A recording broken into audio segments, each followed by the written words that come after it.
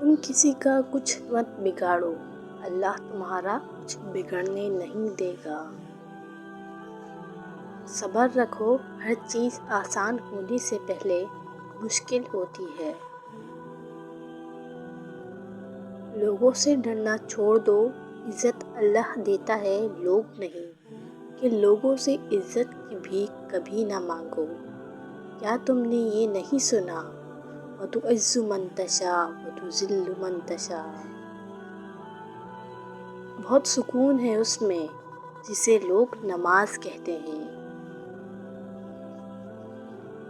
جب بھی دعا مانگو اپنی اوقات دیکھ کر نہیں، بلکہ اپنے رب کی شان دیکھ کر مانگو۔ چن لے مجھے بھی اپنے سجدے کرنے والوں میں اے اللہ، کب تک بھاگتا رہوں گا تجھ سے تیری ہی دنیا میں۔ تہجد اللہ پاک کی لاڈلی عبادت ہے۔ سوچو تہجد گزار اللہ کا کتنا لاڈلا ہوگا۔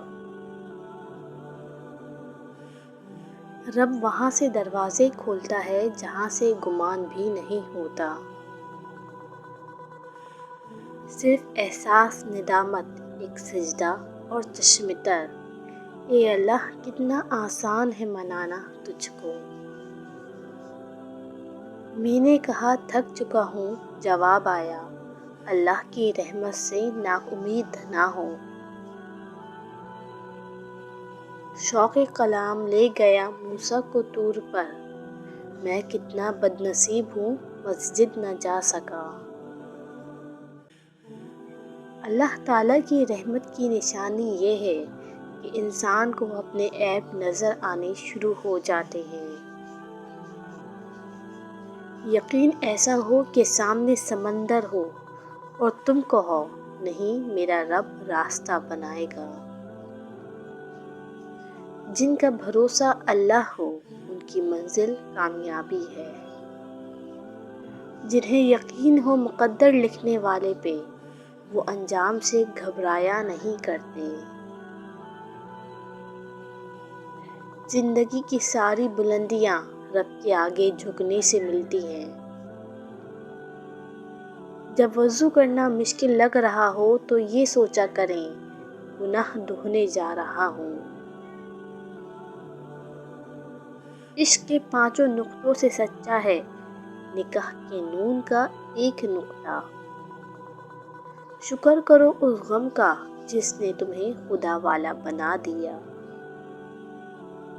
ساری دنیا کے رہنماؤں کی رہنمائی کچھ نہیں کر سکتی اگر آپ کچھ کرنا نہ چاہیں۔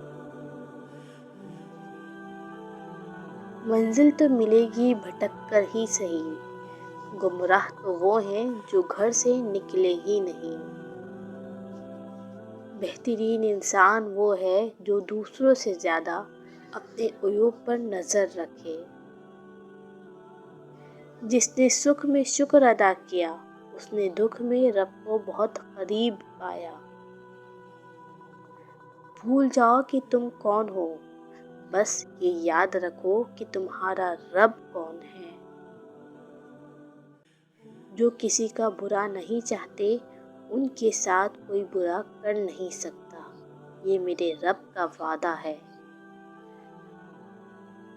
تہجد کا سجدہ ہو اور اللہ نہ ملے، ایسا تو ممکن ہی نہیں۔